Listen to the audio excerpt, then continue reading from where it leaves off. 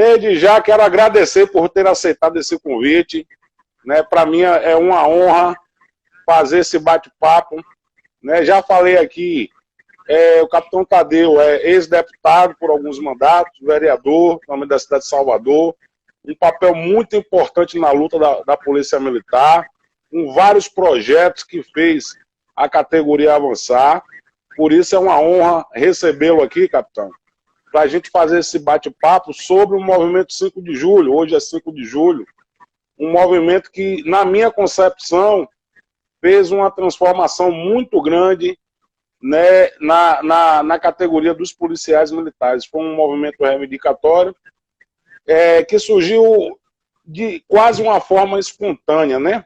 Então, hoje o protagonista aqui é o senhor, que tem o maior conhecimento sobre essa luta, com uma participação muito importante. Então, já gostaria de lhe passar a palavra e no decorrer aí as pessoas podem perguntar e a gente vai fazendo esse bate-papo, ok? Ok, Dias. Primeiro, quero dizer que é um prazer, né, estar participando aqui com você. Obrigado. Hoje fazem exatamente 19 anos daquela luta em que nós tivemos vários companheiros que foram decisivos naquele momento. Foi um momento que marcou a nossa história. Foi um divisor de águas. A cidadania do militar estadual mudou muito a partir daquele 5 de julho de 2001. Eu não tenho dúvida nenhuma. A questão ali não foi só salarial. A questão ali foi de respeito. Verdade. E os resultados foram os maiores resultados que nós já conquistamos em toda a nossa história. E nós tivemos papéis assim decisivos. E eu nunca me esqueci que no dia 4 de julho nós tivemos aliás, começou no dia 2 de julho, quando o Jornal à Tarde pipocou no dia 2 de julho, uma manchete com a foto no 5º Batalhão, a tropa do 5º Batalhão. E aí tinha vários companheiros, Jesus e vários outros companheiros lá no 5º Batalhão, e que se recusaram a se alimentar porque ficaram trancados no quartel por medo deles irem para a festa do 2 de julho. E aí houve ameaça, me chamaram, eu saí do 2 de julho, fui para lá para o 5º Batalhão, o Jornal à Tarde chegou lá, tirou uma foto, eu em cima de um tambor de lixo, e a tropa ali demonstrando aquela revolta. E publicou na primeira página do Jornal à Tarde, e aquilo ali inflamou a tropa. Aí veio no dia 5 a assembleia lá no ginásio de esportes, né, dos sargentos, dos bancários, na Ladeira dos Aflitos. E enquanto a gente decidia o que fazer ali, você me ligou, foi você mesmo que me ligou e disse: olha, capitão, não adianta a decisão nenhuma da Assembleia, que o 8º Batalhão nós já paramos e está parado mesmo, acabou. Já tomamos a decisão antes da Assembleia. Aí eu peguei o microfone e disse: olha, ela informa a todos que já está decidida a greve. O 8º Batalhão já parou, e não tem mais o que discutir, não. É parar mesmo e acabou. Verdade. Crispiniano, naquela que estava, Polícia Civil também estava participando, o Crispiniano e um grupo foram até levar um ofício até o governador. E eu e o então soldado Pinto, da PPM, tínhamos feito nós tínhamos feito, e eu tenho até hoje arquivado, um panfleto em meu nome e da APPM, um panfleto que já estava pronto, antes mesmo da Assembleia já estava pronto, conclamando a tropa: já que vocês vão ficar de prontidão no dia da Assembleia, ninguém vai sair dos quartéis, então vocês continuem no quartel. Aí a gente até colocou, né? Peça a aulas de direito constitucional, de direitos humanos, peça a instrução para vocês trabalhem melhor. E aí, enquanto o pessoal da Polícia Civil foi à governadoria entregar o ofício ao governador, eu, Pinto, e o capitão Germano de Feira de Santana, começamos aí fomos de quartel em quartel entregando o panfleto, conclamando a tropa. Não saia mais do quartel. Não lhe botaram dentro do quartel quando você não queria, agora você não quer mais sair também. É. E aí nós passamos da tarde do dia 5 de junho até a madrugada do dia 5, de quartel em quartel, fechando os quartéis. Naquela época nós não tínhamos a live, nós não tínhamos o WhatsApp. Não tinha, é verdade. Então era na base do panfleto, na base do panfleto, quartéis entregando panfleto e dizendo, olha, o 8º Batalhão já fechou, o 8º Batalhão já parou, então pare também. Quando lá por volta das 5 horas da manhã, já do dia 6, eu, Pinto e Germano e o Cabo Pires também, fomos até o comando geral. Às 5 horas da manhã, o comandante geral estava lá, ele passou a madrugada inteira me ligando e eu não podia atender, lógico, estava correndo todos os quartéis da cidade inteira. E quando cheguei lá às 5 horas da manhã, o comandante me perguntou, e aí, Tadeu? Aí eu disse, comandante, parou mesmo. Dou uma sugestão, procure agora o governador, acorde ele, para que quando ele acordar, ele não ficar chateado com a surpresa que ele vai ter. Que a PM realmente parou, a PM está de greve. E ali, bom, ele foi lá com o governador às 5 horas da manhã, voltou e disse, o governador disse que não tem o que negociar não, ou seja, o governador não acreditou. O governador não acreditou naquele momento. E ali nós ficamos conversando às 5 horas da manhã com o comandante-geral, esperando já clarear para ver o resultado. E na conversa o comandante perguntou, e aí, Tadeu, o que é que a gente poderia, que estivesse ao meu alcance, que eu poderia atender as reivindicações? Aí eu disse ao comandante, bom, tem várias reivindicações da tropa. E aí começamos a discutir. Uma delas, eu me lembro bem que eu disse, comandante, na Polícia Militar nós só temos soldado e sargento. E o regulamento diz que quem vai para o curso de sargento é o cabo. Então, desde 1997, quando foi aprovada a lei da GAP, que extinguiu o cabo, que o soldado não era promovido, a cabo e, portanto, não ia a sargento. Então, ele ficava a vida inteira como soldado e ia para a reserva com os proventos de cabo. Aí eu disse, comandante, como nós não temos cabo, e a lei diz que quem vai para o curso de sargento é o cabo, o senhor pode interpretar que quem tem que fazer o curso de sargento é o soldado, já que não tem mais cabo. Se o senhor fizer isso, o senhor já garante o quê? O senhor já garante que o soldado ele vá para o curso de sargento. Naquela época ia com 30 anos de serviço, né? E a partir dali ele vai para a reserva com os proventos de tenente, já que não tem subtenente. E aí o comandante aceitou essa sugestão. E Pires e Pinto concordaram também com essa lá. E aquilo ali foi um marco para hoje a tropa na reserva está ganhando os proventos de tenente. Então, antes, atualizando, o policial ia para a reserva, né? O militar estadual ia para a reserva, com valores atualizados, em torno de 5 mil, 5.500. Agora ele está indo com cerca de 9, 10 mil reais. Esse é o provento que o sargento está indo para a reserva, com os proventos de tenente. E foi fruto daquele momento ali. Então, vários tiveram essa participação decisiva, entendeu? A PPM teve uma participação decisiva naquele momento. Eu sou testemunha da PPM. Crispiniano Dalto. Sindipoc na Polícia Civil. A PPM, naquela época não existia Força Invicta, não existia a ASPA, não existia. A partir dali foi que surgiu a ASPOL. Surgiu a ASPOL, com certeza. A ASPOL a partir dali. Então foi um movimento, teve Amparo no 5º Batalhão. Freitas, vários companheiros. Carlos Costa, Freitas, e vários outros companheiros que a gente não estou lembrado aqui agora. A soldada Andréia. Lembra da Andréia, uma participação decisiva. Capitão Paulo José. Isso. Muito importante, muita gente. Isso demonstra, Dias, que com amadurecimento, com união e sem egoísmo, né, aquelas coisas de dizer quem era o dono. Né, ali, todos foram líderes ali, cada um teve uma participação importante. Os líderes do 5º Batalhão, como Jesus, Amparo e outros lá, tiveram uma participação decisiva no dia 2 de julho, que foi o primeiro estopim. Foram decisivos.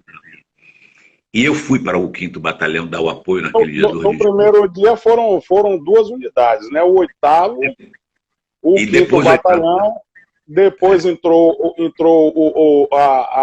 do subúrbio, a 16º Batalhão, que ficava no subúrbio, e a 40ª, que era uma companhia no Nordeste de Amaravina, né? Com o soldado Gregório, Catarino, Gutenberg, pessoas que foram importantíssimas aí nessa luta, né? Então, qual é a diferença que a gente observa hoje, né? É que uma liderança só não resolve. Né? Não resolve, de jeito nenhum. Uma liderança só não resolve. Então, esse tem sido o grande problema na atualidade da União, porque está faltando o quê? A Polícia Militar tem várias lideranças. Ninguém pode imaginar que exista só um líder. Então, apostar as fichas em um único líder é um grande erro. É um grande erro. É verdade. E nós temos que levar também em consideração, Dias, outras questões também, viu? Isso que nós estamos fazendo aqui, Dias, é importante, que é para a gente estar avaliando erros e acertos, né? Para que a gente futuros melhores. Muitos erros. Mas o primeiro acerto que nós tivemos ali foi o quê? Foi que nós respeitamos todas as lideranças. Cada liderança teve um papel importante, foi respeitado. Então, cada unidade tinha uma liderança. Um grupo de lideranças em cada unidade. Eu ficava na articulação de todas, correndo todos os quartéis. Eu saía de casa às 9 horas da manhã, chegava às 4 da manhã, correndo todos os quartéis. Como eles perizaram nos quartéis, era muito quartel, a gente teve essa dificuldade. E eu chegava exausto, comia alguma coisa, fazia uma refeição por dia, dormia um pouco e voltava. Por quê? Porque o governo estava pressionando o pessoal nos quartéis. Se a gente segurasse o pessoal em cada quartel, a gente mantinha aquilo. Então era o meu papel ali. Era o meu papel ali. Um papel importantíssimo. A sua atuação de liderança e essas idas foi importantíssima. Primeiro que não abandonou em nenhum momento as lideranças que estavam nas unidades, né? E que se sentiam mais fortalecidas. Porque na época o senhor era deputado estadual. Né, e tinha um conhecimento pleno dos direitos dos militares, né? Então isso ajudou bastante. Eu lembro que no 8º Batalhão, no primeiro dia, foi um dia muito tenso. Tenso porque o comandante da unidade reuniu todos os oficiais da unidade. Esses oficiais chamaram os sargentos, e todos postados na sala do comandante, quando o comandante perguntou se era aquilo mesmo. Essa foi a tensão. Logo após, chegou o senhor. Foi o que deu um fortalecimento aos praças, para se manter firme ali, porque muita gente já não estava aguentando mais a pressão do oficialato, né, no sentido de acabar com o movimento ali, né? Mas continuando aí com a sua palavra. Então, esse papel que eu estava exercendo, indo de unidade em unidade, se a gente tivesse celular e WhatsApp naquela época, né, era fazer uma linha de transmissão ali, fazer um grupo, era uma maravilha. Mas tinha que fazer isso no corpo a corpo. Era no corpo a corpo, eu já não tinha voz, eu já estava exausto. E em todas as unidades, meu irmão, o capitão Fernandes, que hoje é procurador do trabalho, ele ficava preocupado porque a cidade ficou abandonada. Dava medo andar pela cidade. A cidade, eu passava, meu irmão ia dirigindo para mim, até para me ajudar, e a gente passava de madrugada na cidade, as pessoas arrombavam caixa eletrônico, arrombavam banco, assim, na maior tranquilidade, porque eles sabiam que não ia ter polícia. Eles sabiam que não ia ter polícia. Era assustador aquilo ali, era uma coisa tenebrosa, uma cidade completamente abandonada. Aí que eu senti, viu, aquele ditado que diz, polícia perto incomoda, longe faz falta. Você pode até não ver um policial na rua, mas o bandido fica intimidado, porque ele sabe, não, a qualquer momento a polícia pode chegar. Mas quando o bandido sabe que não vem polícia, ele se sente à vontade. Então eu ia de unidade em unidade, dando aquela força aos policiais, conversando, segurando, eles recebendo pressão, eu ali do lado informando o que estava acontecendo em cada quartel, né? Eu me lembro até que quando nesse trabalho estava tendo uma assembleia permanente lá no ginásio. E algumas pessoas depois me criticaram. O senhor não está aqui na assembleia, tem que ficar aqui na assembleia. Aí eu disse, meu amigo, a tropa está precisando de mim no quartel. Se eu fico no ginásio de esporte ali o dia inteiro em assembleia permanente, a tropa que estava tomando sufoco nos quartéis. Ela estava tomando sufoco. E aí, e como não tinha como se comunicar, as pessoas não sabiam onde eu estava, né? Tinha um roteiro de quartéis, só quem sabia de mim quando eu chegava nos quartéis. Então a falta de comunicação foi um grande problema para a gente. Mas a partir dali, uma coisa simples que eu vejo como simbólico, Dias, para aquilo ali foi o CPM, o Colégio da Polícia Militar, que sempre teve um padrão de qualidade de ensino bom, sempre foi desejado por grande parcela da sociedade, que era uma opção de qualidade dentre as escolas de Salvador. Só existia um CPM, e ali só entrava filho de conhecido de político. Verdade. Filho era de oficial. Através do apadrinhamento. Né? Apadrinhamento. E praça não, filho de praça não entrava no CPM. E uma das coisas que nós colocamos ali, né, quando eu digo nós, todos nós, porque a gente, quando sentou para negociar com vários secretários, uma das cláusulas foi abrir vagas para os filhos de praças.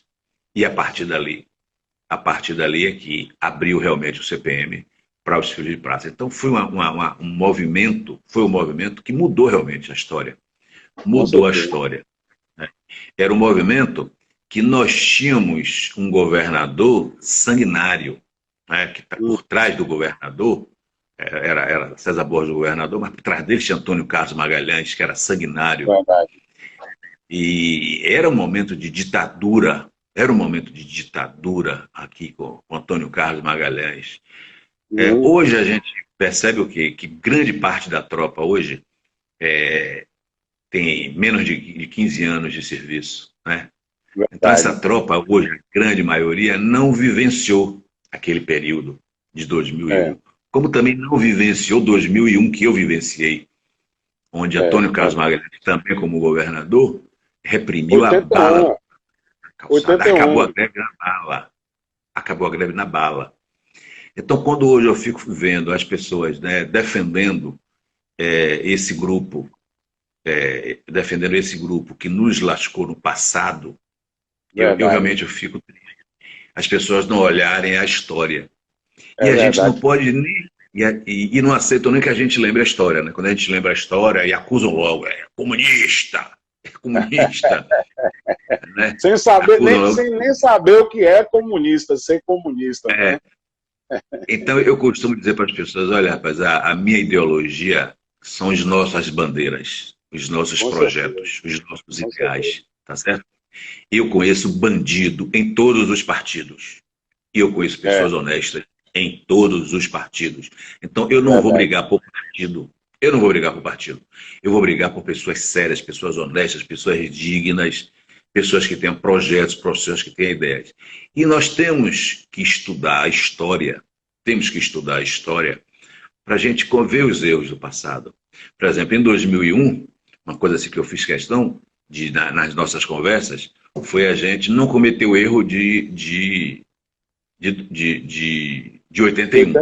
81. A quartela, ninguém vai para a rua, ninguém vai tomar viatura, ninguém vai tomar viatura de ninguém, de que tiver alguma viatura na rua, a gente não vai armado para tomar viatura de ninguém, porque aquilo ali foi o grande erro de 81.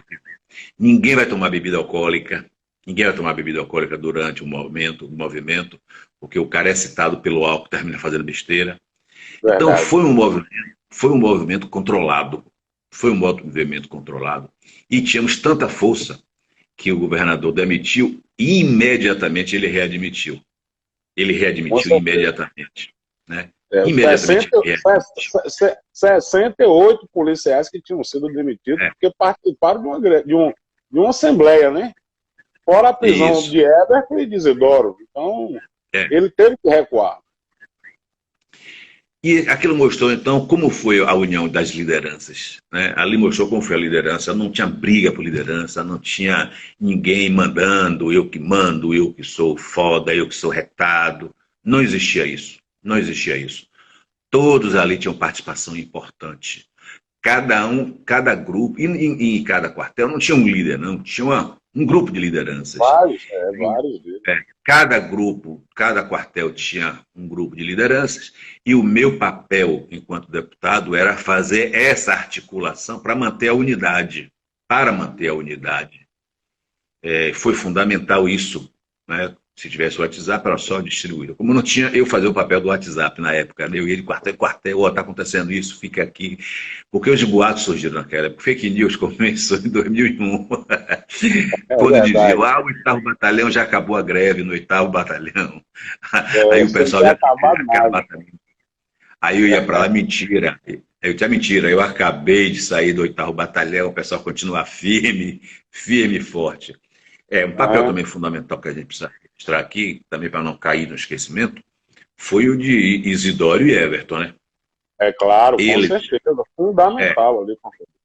Eles foram os primeiros a levantar a ideia. Eles me procuraram, me pedindo apoio, e eu dei o apoio. Eles começaram a correr os quartéis propagando a ideia. E quando a coisa começou a ganhar corpo, prenderam os dois e levaram para Brasília. Aí, naquele momento, nós demos continuidade. Todos nós demos continuidade com essa organização. Com essa organização. Né? E interessante é que as lideranças nas unidades, Dias, foram lideranças espontâneas. Não havia aquelas coisas de nomear um líder, impor um líder no quartel.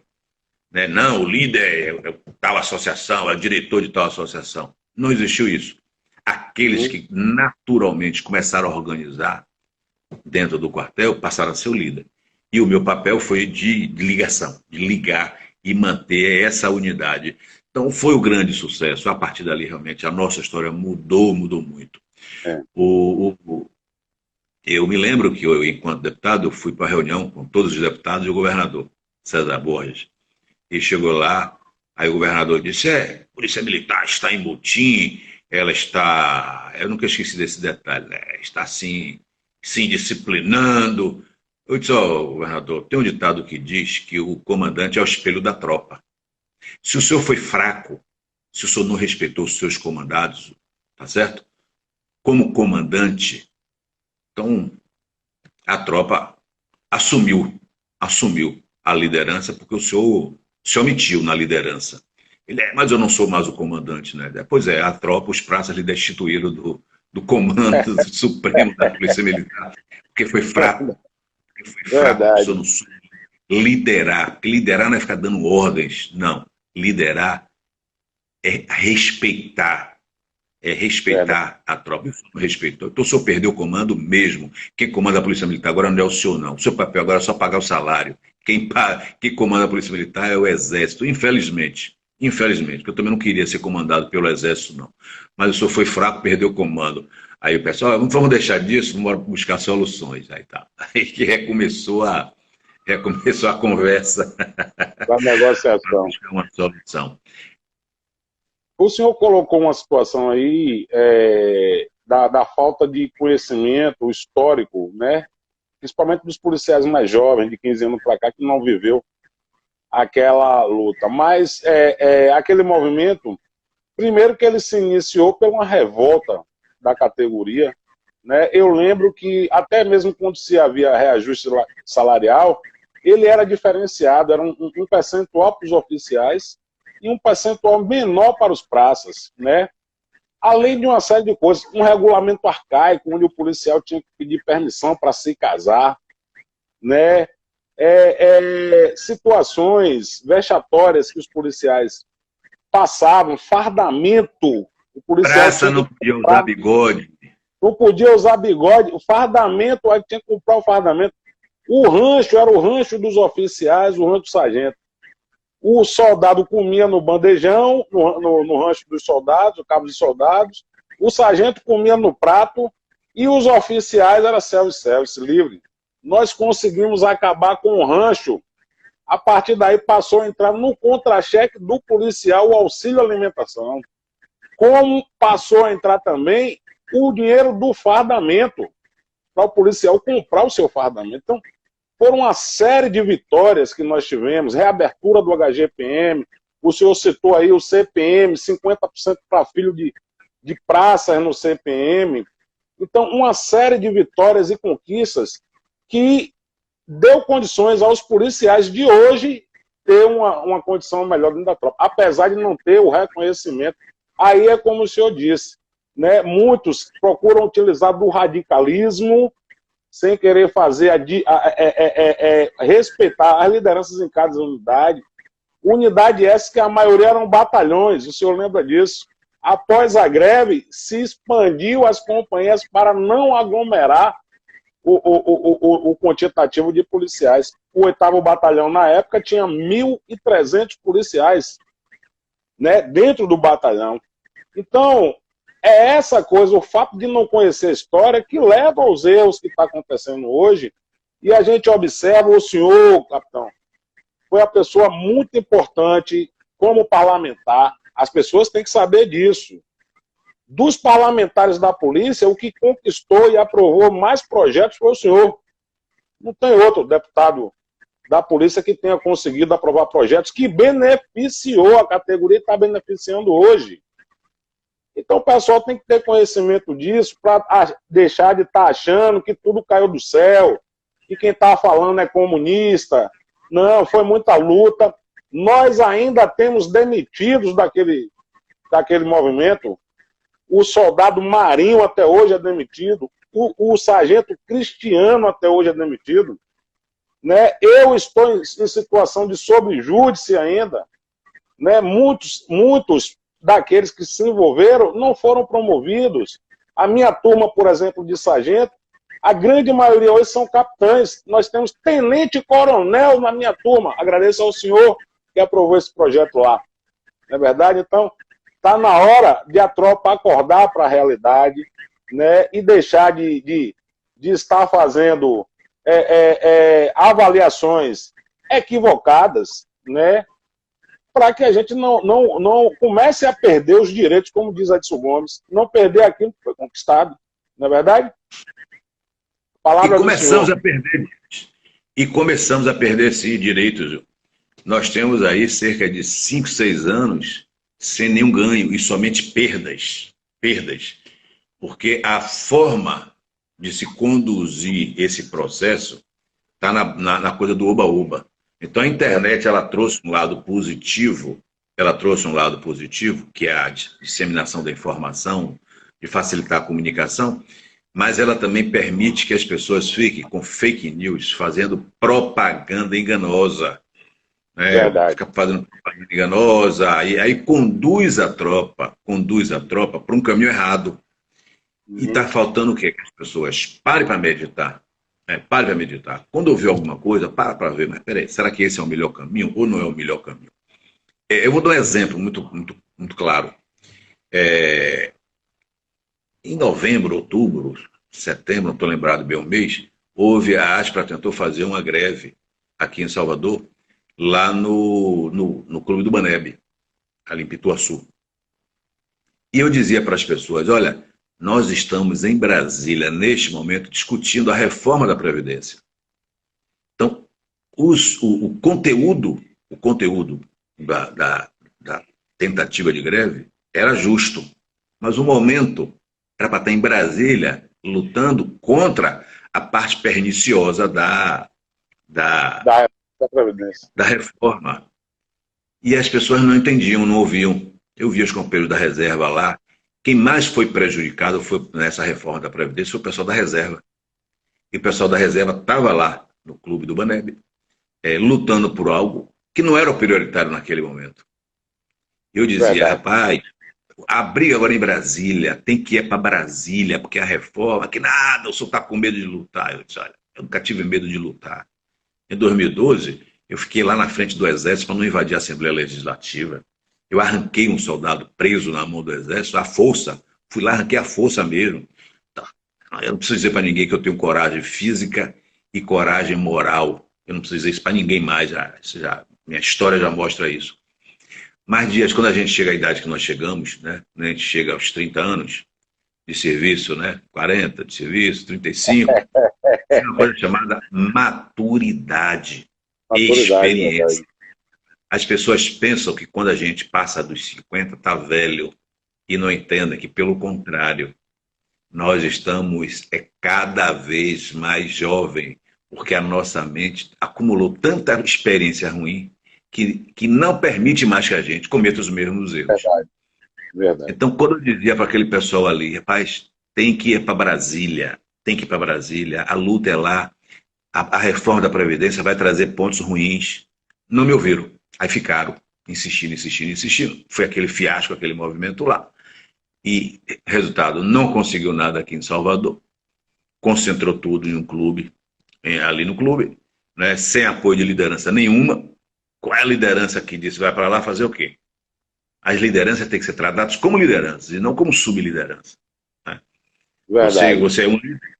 Você não pode ir para um movimento como subliderança, como coordenador. Não, você tem que ter voz, você tem que ter opinião, a sua opinião tem que ser levada em consideração. Se não houver consenso, faça-se uma votação e não um impor. Então foi o grande erro. E o que é que nós estamos vendo hoje? A contribuição da Previdência, que agora no militar é SPSM, aumentou assustadoramente por conta da reforma em Brasília. Então quem mais perdeu foi o pessoal da reserva e que estava lá apoiando aquele movimento, quer dizer, sendo conduzido para um erro. E quando a gente vai falar a verdade, aí vem as críticas. É frouxo, é comunista, está do lado do governo. Eu não tenho compromisso com o partido. Infelizmente, esse é um pensamento equivocado. E as lideranças têm que ser respeitadas. E, por exemplo, 2012, o senhor citou 2012, mesmo demitido da polícia, nós, das POL, levávamos alimentação. Foram quilos e mais quilos de alimento que a gente levava lá para a Assembleia Legislativa. E o pessoal estava lá quartelado. Tudo isso não foi respeitado. Por quê? Pela vaidade, né? Surgiu a ASPRA com uma determinada vaidade que eu não vou respeitar as outras entidades que estão aqui. Ora, a Associação de Cabos Soldados tem que ser respeitada, a Associação de Subtenentes e Sargentos tem que ser respeitada, a Força Invicta, a ASPOL, todos esses participaram. Mas não havia isso. Então, equivocadamente, e aí as fake news, né, e as fake news dentro da Polícia Militar, existe muito, e principalmente da disseminação do ódio pelos que têm a única, exclusivamente um interesse político. É claro que todos nós somos políticos, mas não é por isso que a gente vai destruir e falar mal das pessoas sem aquilo ser verdade. Isso é um equívoco. Nós temos que reconhecer também que o radicalismo não leva a nada. E o que falta hoje é articulação, como no caso da reforma da Previdência. Faltou estar articulado, faltou um deputado estadual, federal, que tivesse uma articulação para poder melhorar o projeto para a categoria. Então, tudo isso tem que ser revisto. Agora, com esse pensamento de que tudo que se fala é porque é comunista, não é nada disso, não. Nós temos que valorizar quem nos ajudou a avançar, temos que reconhecer quem nos prejudicou também. É claro que antes de 2001 o prejuízo era muito grande, porque a direita estava no poder, né? O ACM era quem mandava e prejudicava muito os policiais militares. Houve avanço em outros governos, houve avanço no governo do PT, depois houve também retrocesso no governo do PT, e finalmente aí muitos direitos foram tirados pelo governo do PT. Mas a gente tem que saber reconhecer isso, como eu reconheço que nós fomos anistiados pelo governo do PT. 2 vezes nós fomos anistiados, né? Então, todos esses avanços têm que ser considerados. O senhor, como uma pessoa política, sabe muito bem disso, que a coisa não pode ser feita na tora, né? Ela tem que ser construída, discutida, debatida e articulada, não é verdade? Exatamente. E a gente que já tem experiência na política, a gente sabe que a política é a arte de você construir pontes, né? Alguém já disse isso aí. Tem que construir pontes. Eu não gosto do PT. Eu acho que o PT não foi correto comigo. Eu acho que o PT usou métodos que Antônio Carlos Magalhães usou no passado. O PT articulou Verdade, no verdade. TSE para caçar o meu mandato, caçar o meu mandato. O governador Wagner, junto com Marcelo Nilo, foram lá para uma ministra do Supremo, do Tribunal Superior Eleitoral, que era advogada do PT para caçar o meu mandato e usar um documento falso, usar um documento falsificado, com perícia no processo, e caçar o meu mandato de deputado federal. Ainda bem que já foi no final do mandato, né? O prejuízo foi grande. Mas isso mostra que a postura do PT foi igual à de Antônio Carlos Magalhães comigo. Então eu não tenho motivo nenhum para gostar do PT, não quero conversa com o PT, mas enquanto político, eu não posso sair xingando as pessoas, ofendendo as pessoas, nem fechar as Verdade. portas. Eu tenho que dialogar. Se o governador é do PT, você tem que dialogar com ele. Se o governador, se algum dia o PT sair do poder e a direita entrar no poder, vamos, mesmo no passado tendo lascado com a gente vai ter que dialogar também. Então, Claro, com temos que dialogar. certeza. E eu tenho tido assim, uma postura política, é o seguinte, olha, eu tenho os meus questionamentos pessoais com relação à direita, com relação à esquerda, com relação ao DEM, com relação ao PT. Mas não fecho as portas para sentar e dialogar. Porque você só conquista as coisas na política se você sentar para conversar. Né? Claro. Agora, aí pergunta, e partir para, como 2000 nós partimos para uma luta dura, porque ali era necessário. Tem momentos que o diálogo não resolve. Tem momentos que o governo tripudia. Ele sabe que é proibido militar fazer greve e quer usar força. Então chega um ponto que a tropa se revolta a tal ponto que joga tudo pro ar e parte para a briga mesmo. Um detalhe em 2001, na véspera da greve, no dia 4 de julho de 2001, eu fui, Isidoro também foi, viu? Participou também, de um encontro com o ministro da Justiça, de Fernando Henrique Cardoso, o José Gregory. E nós fomos para essa reunião com o ministro. E vários generais estavam nessa reunião. E durante a reunião o ministro olhou para a minha cara e disse: deputado, o senhor sabe que o que está acontecendo na Bahia fere a lei, né? E nós precisamos fazer uma lei mais dura ainda contra militar que faz greve. Aí eu disse: senhor ministro, o senhor vai me desculpar, mas o senhor não sabe o que o senhor está falando, o senhor está sem noção do que está falando. Querer endurecer pena para militar em greve, o senhor não tem noção. O senhor sabe quantos anos o militar em greve já está previsto na lei? Um líder de motim no Código Penal Militar pode pegar 24 anos de reclusão. Imagine, 24 anos de reclusão por conta de um líder de um motim no quartel. Nem o terrorista está tendo uma pena dessa, nem o assassino, nem o traficante está tendo. E o militar pode pegar 24 anos de reclusão. E o senhor vem me dizer que quer aumentar a pena? Bom, ministro, só se for para pena de morte agora. Depois disso, só pena de morte que o senhor queira fazer. Aí ironizei. Aí eu olhei para os generais e disse: generais, estou errado, general? O senhor está certo, deputado? Pois é, ministro. Então, ministro, não fale em aumentar a pena, não, ministro. Fale em respeitar os direitos dos militares estaduais.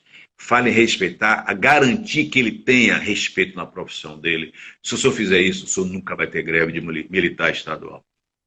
É verdade. Agora, eu vim aqui com um único propósito, viu? Dizer para o senhor que o senhor vai ter uma greve terrível. Vai ser terrível essa greve. Lá no dia 4, um dia antes, a gente já tinha noção, né? A gente já sabia o clima da tropa como estava. Porque já tinha tido o dia 2 de julho, né? Que já deu uma visão do que seria isso. Porque quem ajudou a greve foi o governo, que aquartelou todo mundo. Né? Que aquartelou.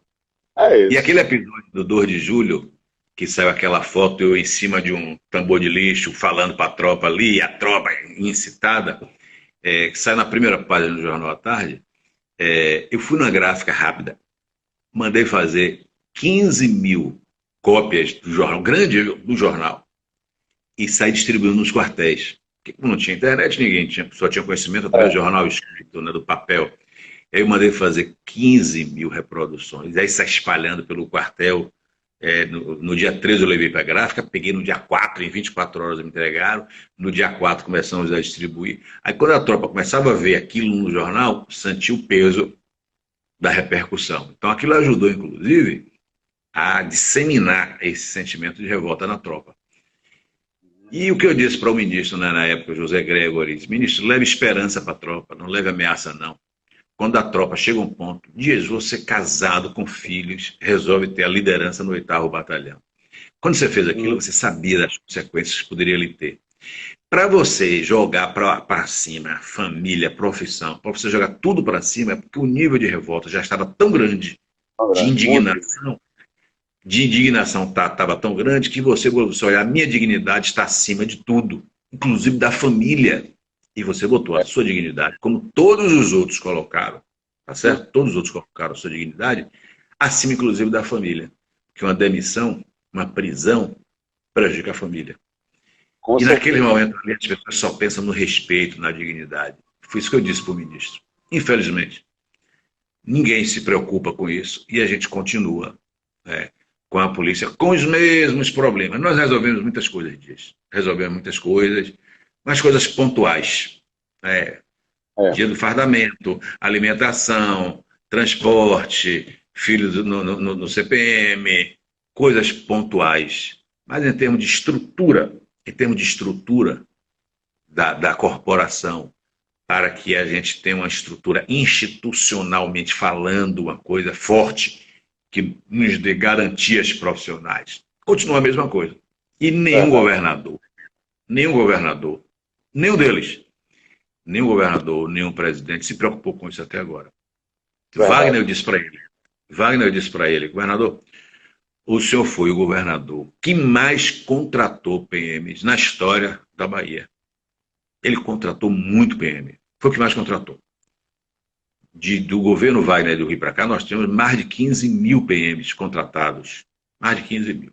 Foi significativo isso, em termos de quantitativo. Em termos de quantitativo. Mas eu disse para ele, mas o senhor perdeu uma grande oportunidade. Contratou esses policiais, que hoje representa mais da metade dos policiais que estão aí na ativa, mais de 80% dos que estão na rua. O senhor perdeu a oportunidade de dar uma formação diferenciada para eles. Com certeza. Mas não investiu na educação. A formação que até hoje é um problema, a formação na nossa com a mesma formação. E você não sabe, Dias, como eu luto nos bastidores para melhorar essa formação continuada. Eu tenho sangue, você que é professor, né? Eu tenho sangue de professor na veia. Aliás, eu recebo salário de professor do Estado. Eu recebo um bom salário como professor. Como professor aposentado do Estado. Só que dentro do militarismo. E dentro do militarismo não se chama de salário, se chama de honorários incorporados. Claro, honorários, é verdade. Eu fui...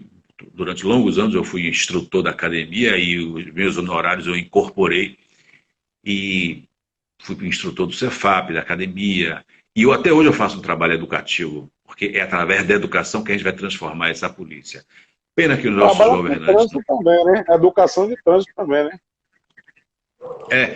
Mas a educação de trânsito, mas o que eu disse, até lembrar um detalhe, eu fui convidado para fazer uma palestra em um congresso de juízes.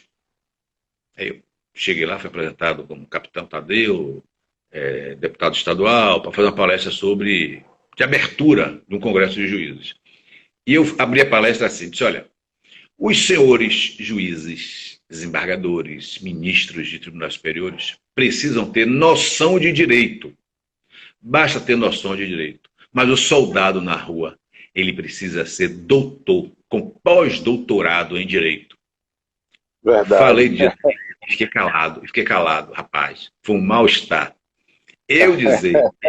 O capitão dizer que o juiz precisava ter noção de direito e que um soldado precisava ser pós-doutorado em direito. Aí ficou aquele burburinho, aquela cara fechada para mim. Aí deixei assim uns 40 segundos, olhando para a fisionomia deles. Aí depois eu tomei a palavra de novo e explico. Um juiz, para tomar uma decisão, se prende ou não prende alguém, ele leva anos analisando o processo. Depois de receber um inquérito com a opinião do delegado, com as provas, depois de ouvir a opinião do Ministério Público, Depois dele ouvir as testemunhas, ouvir o acusado, ouvir as pessoas, os peritos, depois A dele estudar a defesa. lei, ele vai lá estudar a lei, ele ouve os colegas dele, ele vai na jurisprudência. Então, a chance de um juiz errar é pequena. E assim, ainda assim ele erra, viu? Ainda assim erra. É assim é. Agora, imagine o soldado que tem que julgar se atira ou não atira, se tira a Em vida ou não atira a segundos. vida de uma pessoa. Em Em frações segundos. de segundo. Então, o direito tem que estar no sangue. O direito tem É que estar no verdade. sangue dele. Aí o juiz, bom, realmente, o senhor tem razão, capitão, realmente, tal. Agora eu Então, entendi. eu trabalho isso diariamente, levando orientação jurídica para a tropa. Uhum. Orientação Capitão, jurídica. nós já vamos caminhando para o encerramento, porque no Instagram é 1 hora, né? Nós já estamos Isso. passando de 50 minutos. Né? Então, para a gente não ser interrompido, no dia 2 de julho, não sei se o senhor assistiu, nós fizemos uma live com alguns companheiros já citados aqui, Amparo, Freitas, né, Soldado Jesus, Sargento Arilson, onde nós falávamos sobre o dia 2 de julho, né, o que ocorreu no dia 2 de julho. E nós, naquele bate-papo nosso, nós ficamos, conversamos e todos toparam e nós construirmos um livro, mas um livro que seja de forma conjunta, onde tenha todos os depoimentos daqueles envolvidos, e que não seja uma coisa assim, o livro é de fulano, é de Beltrano. O livro foi construído pelo movimento, entendeu? E aí eu queria saber se o senhor topa nos ajudar nesse sentido, porque o senhor é importantíssimo, mas nós vamos ter que procurar outros atores também, como Everton, como Isidoro, como o Soldado Andréia, todos para que juntos a gente possa, né, evidentemente, vai ficar à frente uma pessoa, uma jornalista, uma pessoa que possa escrever direitinho, ouvir e fazer esse livro em nome de todos. Se o senhor toparia, né, para a gente dar início a esse processo, né, fazer uma nova reunião entre a gente e construir isso aí. O que é que o senhor acha? Dias, eu acho excelente, viu? E olha, eu tenho um arquivo com muitas coisas da época, viu? Eu tenho um arquivo, da imprensa na época, com alguns documentos, que pode ser utilizado também essa documentação. Não sei se você tem, acho fantástica essa ideia, topo, viu? Fantástica essa ideia. O nome do título livro pode ser Movimento 5 de Julho. Pronto, é ótimo. Movimento 5 de Julho.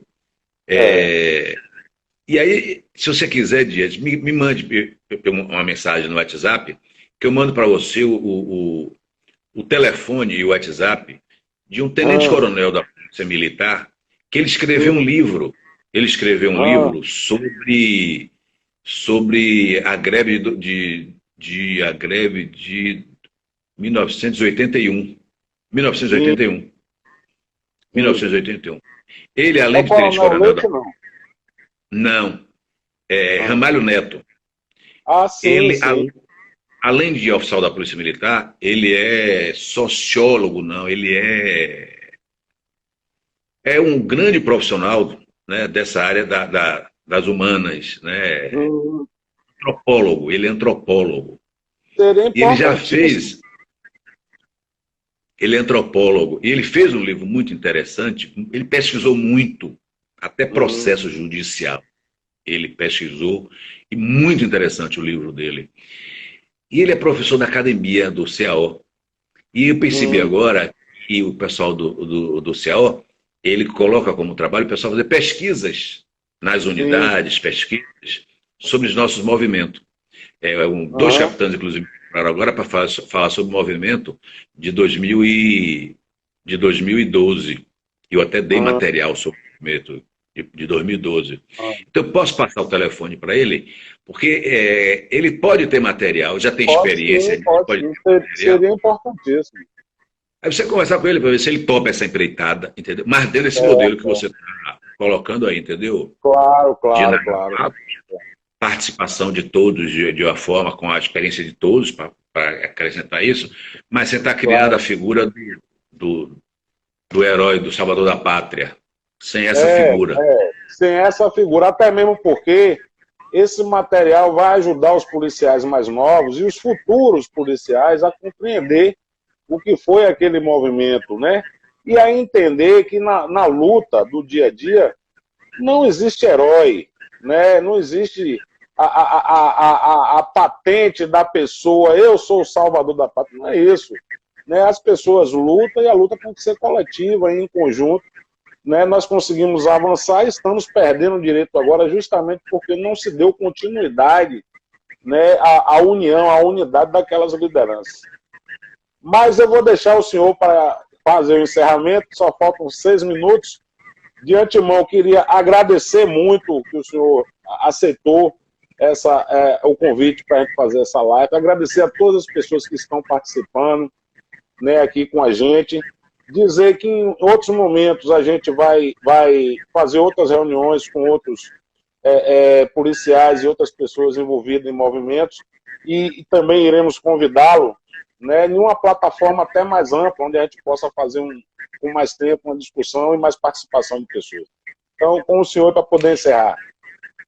Valeu, eu que agradeço, viu? Eu que agradeço relembrar esses momentos, porque relembrar esses momentos é uma maneira também da gente transmitir para os mais novos essas experiências exitosas, as experiências negativas, para que a gente construa movimentos melhores no futuro, mais inteligentes, com correção desses erros. Então, eu que lhe agradeço. A ideia do livro é fantástica, tá certo? Eu topo.